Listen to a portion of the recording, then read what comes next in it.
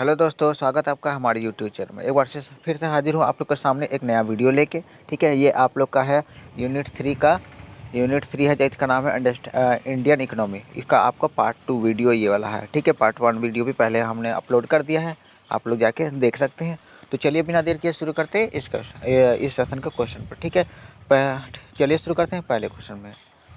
भारत के किस राज्य में कॉफ़ी का सर्वाधिक उत्पादन होता है? लगभग मेरे ख्याल से कि सभी लोग को, आप लोग को पता है, कॉफ़ी का उत्पादन भारत में अगर सबसे ज़्यादा होता है तो वो होता है कहाँ पे? कर्नाटक में। भारत का राज्य है कर्नाटक, कॉफ़ी के उत्पादन में काफ़ी फेमस है। जैसे कि चाय के उत्पादन में है ना फेमस, चाय के उत्पादन में फेमस है आपका कौन? ये है असम। असम चाय के उत्पादन का फेमस है, तो कॉफ़ी का उत्पादन में कर्नाटक फेमस है। चलिए नेक्स्ट क्वेश्चन पर देख लेते हैं। दूसरा नंबर, ठीक है, दूसरा नंबर देखिए, भारत में किस प्रकार की उर्वरक की खपत सर्वाधिक होती है? किस प्रकार की उर्वरक की खपत सर्वाधिक होती है भारत में, वो देख लेते हैं। तो सबसे ज़्यादा उर्वरक की खपत होती है आपका नाइट्रोजनी उर्वरक। उर्वरक तो खेती वाले किसान लोग यूज करते ही हैं। ठीक है, नाइट्रोजनी उर्वरक हो गया इस क्वेश्चन का सही आंसर। देखिए मैंने इस टॉपिक से लेके कुछ नोट्स भी तैयार किए, जो सारे टॉपिक नोट्स आप लोग जरूर याद कर लीजिएगा। ठीक है, भारत में सर्वाधिक उत्पादक राज्य, ये जो सारे जो भी बात हमने बताया हुआ है यहाँ पे, जो भारत के ही संदर्भ में है। ठीक है, दाल का, देखिए अगर पूछा जाएगा दाल का सर्वाधिक उत्पादन भारत में किस राज्य में होता है, तो आपका मध्य प्रदेश क्वेश्चन सही आंसर हो जाता है। चावल का उत्पादन, सबसे ज़्यादा चावल का उत्पादन अगर भारत में होता है तो आपको होता है कहाँ? पश्चिम बंगाल में। उसके बाद देखिए मोटे अनाज का सबसे ज़्यादा उत्पादन भारत में कहाँ होंगे?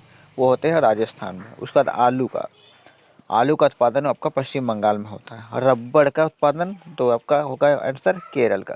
ठीक है, ये सारे बात आप लोग जरूर याद रखिए, क्योंकि सारे जो है भारत के संदर्भ में कौन सा राज्य सबसे ज़्यादा उत्पादन करता है वही बात हमने यहाँ पे लिखा हुआ है। उसके बाद और भी है, देखिए गन्ना का अगर सबसे ज़्यादा उत्पादन में होता है भारत में तो वो कहाँ होता है? उत्तर प्रदेश में। उसके बाद आ जाइए गेहूं का सबसे ज़्यादा उत्पादन आपका उत्तर प्रदेश में होता है। उत्तर प्रदेश खेती बाड़ी को लेकर काफ़ी फेमस राज्य में से गिना जाता है। ठीक है, मसालों का, ये बात तो आप लोग जरूर जानते हो, मसालों के लेकर काफ़ी फेमस रहा है आपका केरल। हर तरह के मसाले मिल जाते हैं। जब भारत में वास्को डी गामा आए थे तो मसाले भारत से लेकर गए थे। ठीक है,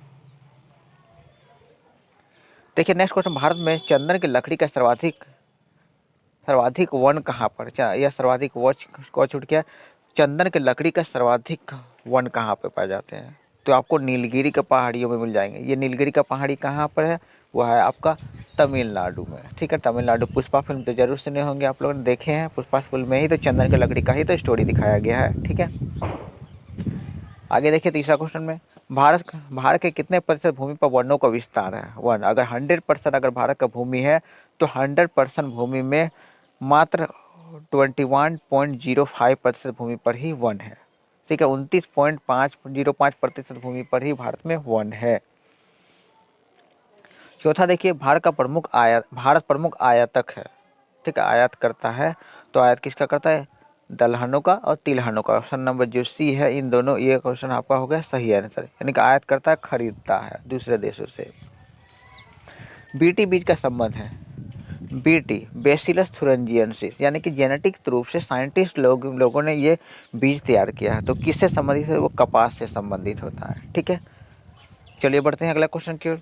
किसान कॉल सेंटर में कौन सा नंबर डायल कर कृषि संबंधी जानकारी निःशुल्क प्राप्त कर सकते हैं? देखिए, किसान कॉल सेंटर होता है जो वैज्ञानिक लोग बैठे हो रहते हैं। ठीक है, वहाँ पर किसान लोग फ़ोन करके कि खेती बाड़ी को लेकर कोई भी जानकारी प्राप्त कर सकते हैं। तो वो कॉल सेंटर का जो नंबर क्या है? तो वो नंबर है 1551।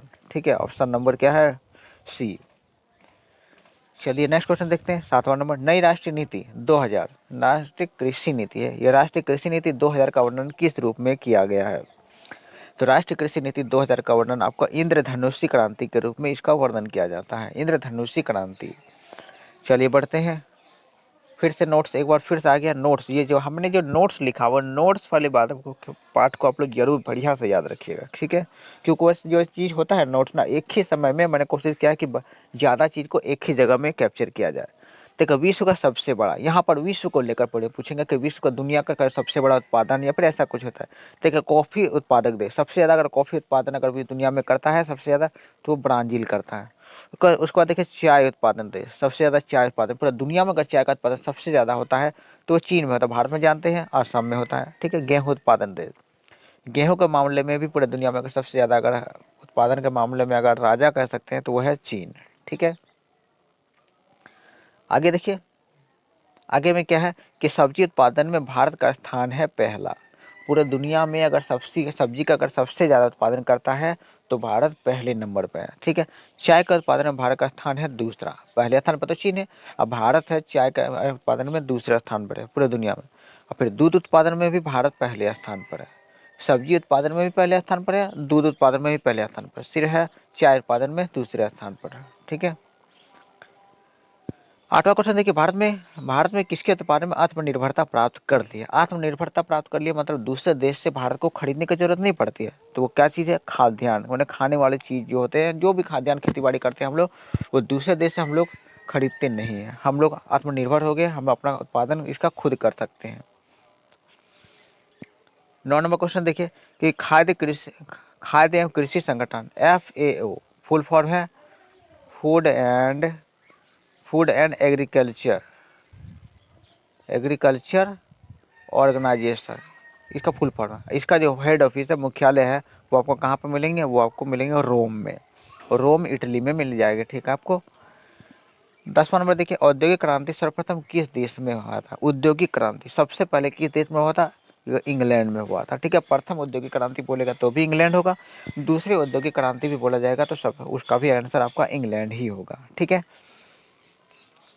11वां नंबर देखें कि भारत की प्रथम औद्योगिक नीति का घोषणा कब किया गया था। औद्योगिक नीति, भारत का सबसे पहला औद्योगिक नीति कब आया था, तो 6 अप्रैल 1948 को। ठीक है, 6 अप्रैल 1948, जरूर इस पॉइंट को याद रखिएगा। चलिए बढ़ते हैं आगे क्वेश्चन के। 12वां नंबर में है कि भारत द्वारा नई औद्योगिक नीति की घोषणा कब की। ये नीति है, निकलती लिखा गया, या नीति होना चाहिए।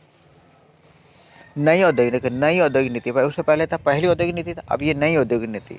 तो नई औद्योगिक नीति भारत में आया था केवल 24 जुलाई 1991 में। 24 जुलाई 1991, उस समय भारत के वित्त मंत्री थे डॉक्टर मनमोहन सिंह। 13वां नंबर देखिए, भारत सरकार की औद्योगिक नीति के अंतर्गत सरकारी क्षेत्र के लिए आरक्षित उद्योगों की संख्या है। देखिए, सरकारी क्षेत्र बात करा कि सरकार, भारत सरकार ने क्या किया, तो सरकारी क्षेत्र के लिए आरक्षित कर दिया कि वो फील्ड सिर्फ सरकारी ही हो सकता है, वो कंपनी प्राइवेट नहीं हो सकता। तो कितने क्षेत्र है, वो आपका 5 क्षेत्र है, जैसे परमाणु हो गया, रेल हो गया, ये कुछ क्षेत्र है, 5 क्षेत्र गिना चुना क्षेत्र है, वो है आपका सरकारी क्षेत्रों के लिए आरक्षित कर दिया गया है। 14वां नंबर देखें, उदारीकरण तथा निजीकरण के नीति के बाद वर्तमान समय में कितने उद्योगों के लिए औद्योगिक लाइसेंस अनिवार्य है। उदारीकरण निजीकरण जो ये नीति है आपका आया था 1991 में। ये बात याद रही, उदारीकरण निजीकरण वैश्वीकरण की नीति 1991 में आया था। लेकिन उसके बाद क्या हुआ कि कितने उद्योगों को लाइसेंस लेना अनिवार्य कर दिया गया है, तो वो है 5 उद्योगों को। ठीक है, 5 उद्योग इस क्वेश्चन का हो गया सही आंसर। 15 नंबर में कह रहा है, भारत में वर्तमान में महारत्न कंपनियों की संख्या कितनी है। महारत्न कंपनियां, ये बात जरूर याद रखिएगा, महारत्न कंपनियां वर्तमान में कितनी है, 13। आपका नवीनतम पूछा जाएगा, नवीनतम मतलब नया नया कौन है, यानी कि नया नया कौन ऐड हुआ इसमें, तो वो है इंडियन ऑयल कंपनी है ना, इंडियन ऑयल कंपनी है, वो नया नया आपका ऐड हुआ है। ये महारत्न कंपनी, ध्यान रखिएगा, महारत्न कंपनियाँ कितने हैं, 13। उसके बाद नवरत्न कंपनियां भी होती है भारत में, वर्तमान समय में नवरत्न कंपनियां कितने हैं, वो भी 13 है। और मिनी रत्न कंपनियां आपका है 62। महारत्न और नवरत्न कंपनियां 13 है, और मिनी रत्न कंपनियां आपको वर्तमान समय में 62 है। 16 देखते हैं, कौन सी संस्था उद्योग के दीर्घकालीन वित्त उपलब्ध कराता है, यानी कि फैक्ट्रियों को लंबे समय के लिए ऋण उपलब्ध कराता है ताकि अपने फैक्ट्री को चला सके अच्छे से। तो कौन देता है दीर्घकालीन लोन, तो UTI भी देता है, LIC भी देता है, GIC भी देता है, यानी कि इनमें से जो सही है ऑप्शन ये का सही आंसर हो जाएगा। 17 नंबर देखते हैं, लघु उद्योगों की प्रगति के लिए लघु उद्योग विकास बैंक सीडो की स्थापना कब की गई। लघु उद्योग का विकास करने का बैंक है ये, तो ये इसका स्थापना किया गया आपका ऑप्शन नंबर ए 1954 में। ठीक है, 18 देखते हैं, योजना में कोर सेक्टर का अर्थ है। कोर सेक्टर काफ़ी इंपॉर्टेंट वर्ड है, कोर सेक्टर। कोर सेक्टर का क्या अर्थ होता है, तो चयनित आधारभूत उद्योग। आधारभूत उद्योग को कोर सेक्टर कहा जाता है। ये क्वेश्चन आपका परीक्षा के लिए काफ़ी इंपॉर्टेंट है, ध्यान रखिएगा। ठीक है, आगे बढ़ते हैं 19 नंबर में, Steel Authority of India SAIL की स्थापना कब हुई। सेल, ध्यान रखिएगा, सेल की स्थापना आपका हुआ था 1974 में। ठीक है, चलिए बढ़ते हैं 20 नंबर में बोकारो स्टील प्लांट किस देश के सहयोग से स्थापित किया गया? पहले तो बोकारो स्टील प्लांट आपको बोकारो यानी कि झारखंड में मिल जाएंगे, और इसकी स्थापना किसके सहयोग से किया गया है? वो रूस के सहयोग से किया गया है। बोकारो स्टील प्लांट आपका सेल के अंतर्गत ही आता है। ठीक है, आगे बढ़ते हैं। भारत का सबसे बड़ा उद्योग कौन सा? भारत का बात करें कि सबसे बड़ा अगर उद्योग है तो वो कपड़ा उद्योग। पुराने समय से, इतिहास काल से ही कपड़ा उद्योग भारत हमेशा आत्मनिर्भर रहा है, या ऐसा कह सकते हैं कि भारत का अगर जो पहला उद्योग और सबसे ज़्यादा काम करने वाले लोग भी आपका कपड़ा उद्योग में ही मिलेंगे। ठीक है, 22 नंबर देखते हैं। भारत में किस उद्योग में सर्वाधिक श्रम शक्ति कार्यरत है? अगर सबसे बड़ा उद्योग है तो श्रम शक्ति यानी कि आदमी भी तो कपड़ा उद्योग में ही सबसे ज़्यादा लगा हुआ है। ठीक है, ऑप्शन नंबर डी ही आपका सही आंसर हो जाएगा। 23 नंबर देखते हैं। भारत में सबसे बड़ी तेल शोधनशाला कहाँ स्थित है? तेल शोधनशाला भारत की सबसे बड़ी स्थित है आपका जामनगर में। ठीक है, 24 नंबर देखते हैं। देश में चीनी मिलों की सर्वाधिक संख्या किस राज्य में है? चीनी मिल, अगर भारत में चीनी मिल अगर सबसे ज़्यादा है कहाँ पर, तो वो आपको महाराष्ट्र में मिलेंगे। महाराष्ट्र में चीनी मिलों की संख्या सबसे ज़्यादा है। 25 नंबर देखिए। मध्य प्रदेश में नेपाल नगर किसके लिए प्रसिद्ध है? इससे और पहले भी नेपाल नगर हम लोग नाम सुन चुके हैं। नेपाल नगर का संबंध होता है अखबारी कागज के लिए, वहाँ अखबारी कागज ज़्यादा बनता है। ठीक है, 26 नंबर में फिरोजाबाद किसके लिए प्रसिद्ध है? फिरोजाबाद आपका प्रसिद्ध है किस लिए? कांच की चूड़ियों के लिए। कांच की चूड़ियों के लिए फिरोजाबाद आप बहुत ज़्यादा फेमस रहा है। ठीक है, 27 देखिए। निम्नलिखित में से कौन सा राज्य औद्योगिक दृष्टि से अग्रणी है? औद्योगिक दृष्टि से सबसे बहुत ज़्यादा उद्योग वहाँ पे मिलेंगे आपको, तो ये आपका है महाराष्ट्र, सही आंसर। 28वां नंबर देखते हैं। भारत में नई औद्योगिक नीति उदारीकरण, निजीकरण और वैश्वीकरण कब अपनाई गई थी? यानी कि कब आया था उदारीकरण निजीकरण नीति? 1991 में आया। कई बार हमने इस बारे में बात कर चुका है। ठीक है, आगे बढ़ते हैं। 29 देखिए। कौन सा राज्य भारत में चीनी का कटोरा कहा जाता है? चीनी का कटोरा, या फिर ऐसा कर सकते हैं कि ठीक है, चीनी का कटोरा कहा जाता है आपका उत्तर प्रदेश को। ठीक है, सही आंसर आपका ऑप्शन नंबर ए। 30वां नंबर देखिए। निम्नलिखित में से कौन सी एक भारत की सबसे बड़ी सॉफ्टवेयर कंपनी है? ये तो सारी सॉफ्टवेयर कंपनियां भारत की है। ठीक है, Infosys, TCS, Wipro, HCL, tech, लेकिन सबसे बड़ी है तो वह है टीसीएस। सही आंसर क्या होगा? Option number B, TCS. 31 नंबर में है नवरत्न स्टेटस संबंधित है। नवरत्न कंपनियां किसको कह सकते हैं? तो सार्वजनिक क्षेत्र की कंपनियों को नवरत्न स्टेटस दिया जाता है। ठीक है, प्राइवेट क्षेत्र कंपनी को नहीं दिया जाता है। नेक्स्ट आ जाते हैं। विशेष आर्थिक क्षेत्र सेज की अवधारणा सबसे पहले कहाँ हुई, कहाँ से शुरू हुई? सेज यानी कि स्पेशल स्पेशल इकोनॉमिक जोन, इसका फुल फॉर्म है स्पेशल इकोनॉमिक जोन। इसकी अवधारणा सबसे पहले कहाँ से आई थी? वो आपका चीन से आई थी। ठीक है, नेक्स्ट पढ़ते हैं। भारत में जूट का अधिकतम क्षेत्र कहाँ पर है? जूट का अधिकतम क्षेत्र, जूट का उत्पादन सबसे ज़्यादा होता है आपका पश्चिम बंगाल में। ठीक है, नेक्स्ट आ जाता है 34 नंबर। एगमार्क किसके मानक की गारंटी है? एगमार्क, एगमार्क जो होता है वो गुणवत्ता का गारंटी होता है, क्या अच्छे क्वालिटी का है या नहीं, इसका गुणवत्ता एगमार्क बताता है। 35 में है। भारत में कृषि प्रधान उद्योग का सर्वोत्तम उदाहरण है। कृषि प्रधान उद्योग, इसमें से कौन सा उद्योग को बढ़ सकते हैं? ओहो हो, माय मिस्टेक, कृषि प्रधान नहीं है, पूंजी प्रधान है। पूंजी सबसे ज़्यादा पूंजी प्रधान किस में मिल जाएगा आपका? पूंजी सबसे ज़्यादा लगता है आपका इस्पात उद्योग में लगता है। ठीक है, इस्पात उद्योग इस क्वेश्चन का आपका हो जाएगा सही आंसर। नेक्स्ट पढ़ते हैं 36 नंबर। दो देशों के बीच वस्तु विनिमय को क्या कहा जाता है? दो देशों के वस्तु विनिमय को कहा जाता है द्विपक्षीय व्यापार। द्वि से नाम पता चल रहा है, दो देशों के बीच जो व्यापार होता है द्विपक्षीय व्यापार होता है। ठीक है, 37 में अंतर्राष्ट्रीय बाजार में किस चीज़ की के आपूर्ति में भारत का एकाधिकार है? भारत का एकाधिकार है, मतलब एकमात्र सप्लाई करने वाला भारत ही है। तो वो कौन है? क्या चीज़ है? वो अभ्रक है। अभ्रक का उत्पादन भारत में बहुत ज़्यादा होता है, सबसे ज़्यादा होता है। और झारखंड में तो जानती हैं कोडरमा बड़ी फेमस है, कोडरमा अभ्रक के उत्पादन में। नेक्स्ट पढ़ते हैं 38 नंबर। योजना अवधि में कितनी बार भारत का विदेशी व्यापार शेष अनुकूल रहा है? अनुकूल रहा है मतलब अच्छा रहा है तो 2 बार रहा है। ठीक है, 2 बार। नेक्स्ट पढ़ते हैं 39 नंबर में। भारत का अधिकतम विदेशी विनिमय किस मद से प्राप्त होता है? विदेशी विनिमय सबसे ज़्यादा भारत को अगर प्राप्त होता है तो रत्न और आभूषण से प्राप्त होता है। ठीक है, रत्न और आभूषण हो गया इस क्वेश्चन का सही आंसर। 40 नंबर देखिए, मूल्य भारत का निर्यात विश्व के कुल निर्यात व्यापार का कितना है?